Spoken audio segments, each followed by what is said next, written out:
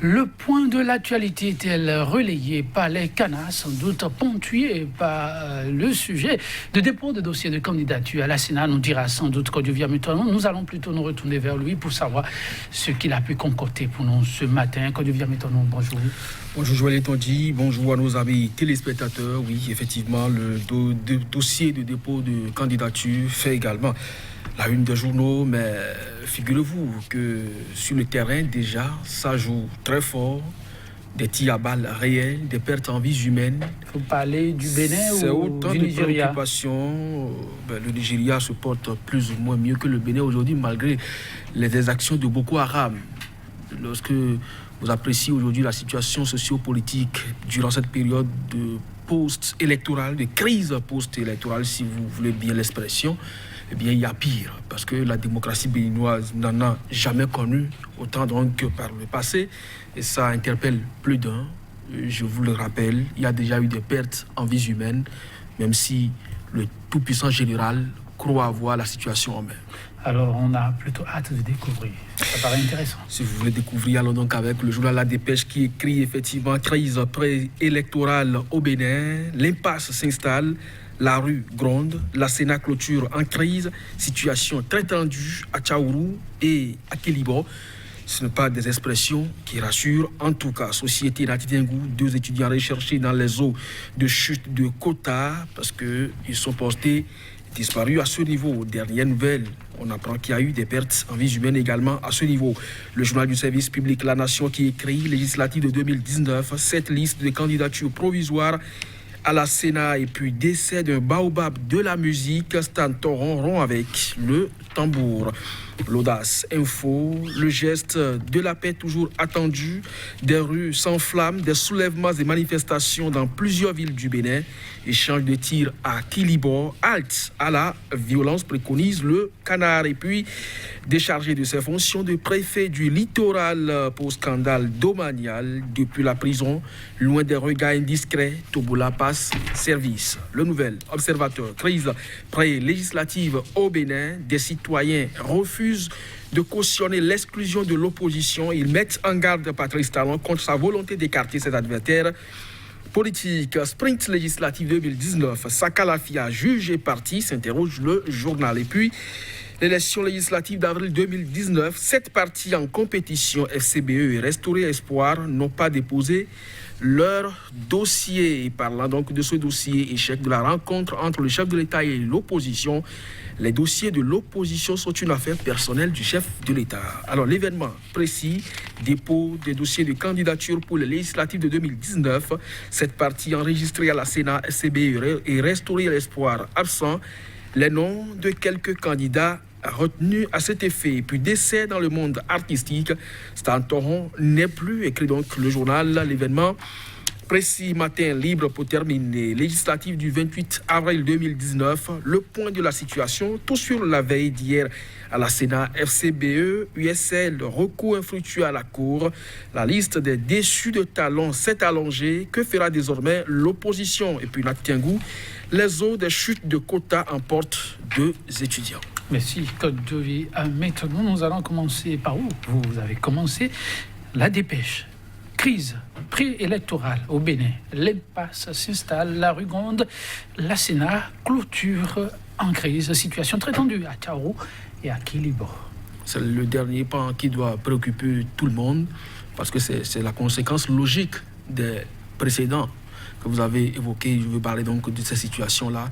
Si entre-temps les députés n'ont pas voté un code électoral qui ne fait pas l'unanimité, si entre-temps la Cour constitutionnelle n'a pas émis une volonté manifeste de faire outrage à l'exécution de la loi en introduisant donc un certificat de mise en conformité qui aujourd'hui pose véritablement problème. Si entre-temps un directeur général des impôts et son adjoint ne se sont pas mis à un moment donné en silence, refusant du coup de délivrer parce que les forces Coripo et Bénin émergents continuent donc de brandir cette arme-là, ils n'ont pas jusque-là les ténors de cette formation politique leur quitus fiscal alors qu'ils se seraient acquittés comme cela se doit de leurs devoirs vis-à-vis donc des impôts.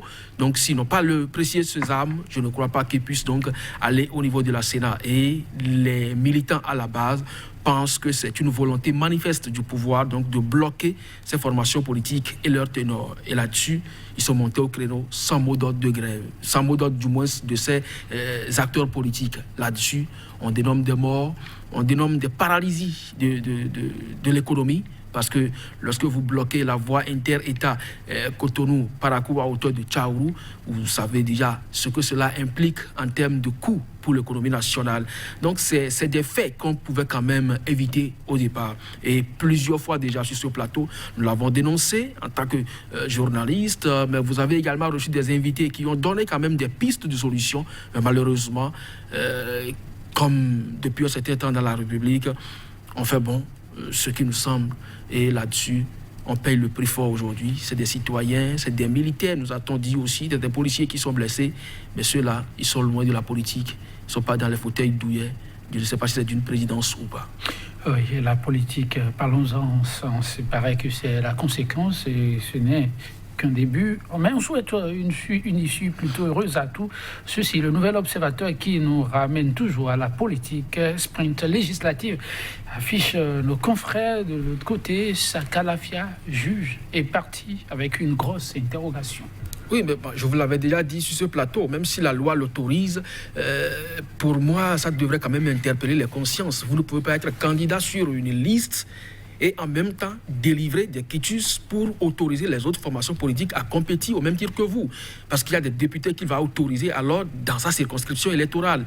Et si la loi l'avait fait, il est quand même de bon ton que le ministre, peut-être à la veille donc de ce scrutin, puisse démissionner et laisser peut-être place à un autre ministre qui n'est pas candidat à quelque chose, mais procéder quand même à la délivrance de ce quitus fiscal. Aujourd'hui, les gens pensent que oui, il est le bras armé du chef de l'État parce que lui aussi s'est illustré tout dernièrement dans son rôle de communicateur aussi actif pour montrer que les partis politiques de l'opposition ne sont pas en règle vis-à-vis des tests.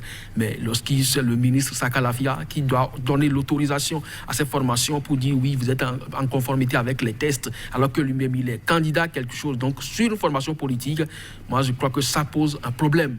Et au Bénin, peut-être l'éthique, ça ne dit plus rien à qui que ce soit, sinon que ça ne devrait quand même pas être le cas. L'Audace Info nous ramène sur tout autre sujet, déchargé de sa fonction de préfet du littoral pour un scandale domanial en bande organisée. Depuis la prison, loin des regards indiscrets, Tobola passe service. Si c'était avéré, je crois que c'est suffisamment grave.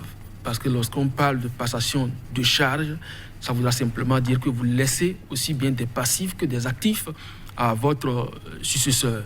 Et là-dessus, je ne sais pas si les documents administratifs de la préfecture ont été déplacés au niveau du tribunal, de la prison de Misrété, pour que Tobola puisse quand même montrer au préfet Kodia les passifs et les actifs donc, de ce département. Personnellement, je suis gêné, si c'est avéré, que ça se passe comme ça dans une république sérieuse. Je ne sais pas ce qu'on veut cacher. Je ne sais pas ce qu'on veut faire également dans la mesure de la célérité. Qu'est-ce qui presse véritablement pour qu'on ne puisse pas permettre au préfet, même accompagné des huissiers et des policiers, comme on l'a toujours fait à Tao, le célèbre prisonnier politique dans le dossier de faux médicaments ici, on l'a toujours accompagné à l'hôpital avec des policiers du tribunal et de la prison civile. Donc il n'est pas exclu que Tobola soit accompagné de policiers pour venir passer service à la préfecture. Si effectivement cela se passait dans les liens de la prison de Misrété, quelque chose est à reprocher à l'administration béninoise. Alors, nous allons vers un autre sujet, celui-là pas aussi gai. Nati Tengu, oui, les audits, leur loi, des chutes de quotas ont emporté, constate nos confrères de Matin Livre, 2 étudiants. Vous n'avez pas l'impression que les eaux commencent par emporter beaucoup de citoyens déjà? Ah oui, on en parle très peu. Alors, lorsque nous sommes dans la réalité culturelle et cultuelle béninoise, ça doit pouvoir nous préoccuper. Ah bon? Des fétiches qui brûlent en plein jour, des eaux qui emportent, des accidents à répétition. Il y a beaucoup de sang actuellement qui coule dans la République. Et quand je parle du Bénin culturel, ce n'est pas un bon signe. Et ce n'est pas les prédictions de phare. On ne va pas revenir dessus. Vous avez quand même le temps d'écouter d'autres personnalités de la République, pas au niveau politique forcément, à d'autres niveaux, dimensions spirituelles, ceux qui font de la programmation, qui peuvent toutefois déprogrammer ces ondes négatives qui aujourd'hui planent sur le Bénin. Il paraît que dans la sphère, ce n'est plus forcément les humains qui se battent, mais c'est des forces occultes. Vous avez appris dans le soulèvement des populations à Tchaourou et Kélibo qu'il y a eu des abeilles qui ont renvoyé des policiers. Oui. On aurait bien voulu voir Sakalafia qui a promis brûler les fétiches ici, se rendre également à Tui ou à Kélibo pour dégager le fétiche qui, pendant longtemps, ne serait-ce qu'au moins 48 heures, a bloqué la voie, mais il n'a pas été là-bas pour brûler le fétiche comme il avait menacé au temps des crimes rituels quand on parlait des Kénessi ici. Le général qui allait déloger les populations de Porto Novo, on aurait bien voulu qu'il soit sur le terrain pour déloger les populations de Kélibo. Il n'a pas été le cas.